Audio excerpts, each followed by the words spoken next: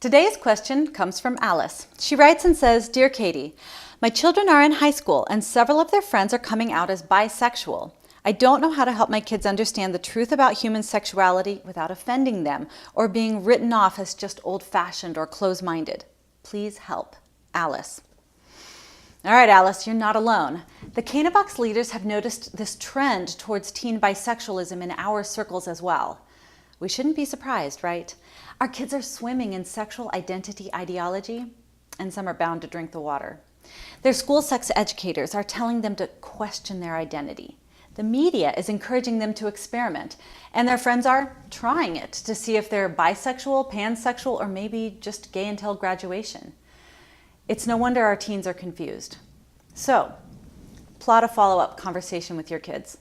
Choose a time when they're most likely to be receptive, and then lead off with a question. Something like, "Remember the other day when you said Ethan came out as bisexual?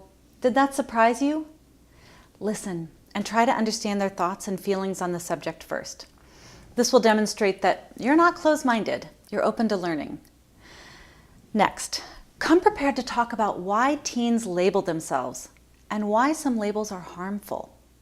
In middle school and high school, kids are trying to figure out if they're a techie or a skater or a prep. They're all trying to answer the same questions. Who am I and where do I fit in? It's normal and fine to experiment with identities like band geek or bookworm or jock, because these usually have to do with harmless hobbies or how you dress.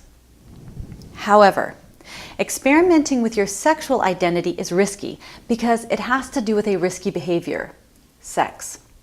Unlike being a bookworm, which is expressed through binge reading Percy Jackson, our sexual identities are expressed through sexual activity, which has a huge impact on a teen's long-term physical and mental health.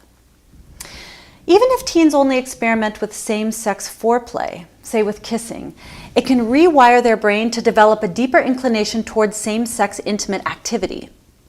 This experimentation is a slippery slope to high-risk sex. Teens need to hear that gay sex is riskier than heterosexual sex and that they should delay all sexual activity. This is why coming out as bisexual is harmful, because it invites experimentation. Alice, don't underestimate the influence that you have on your kids. Even if you don't totally agree on the subject, just having a non-combative conversation where you empower them with good information is a win.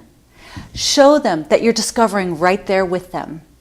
When you use this as an opportunity to set yourselves up for a lifetime of learning together, then Alice, you've got this.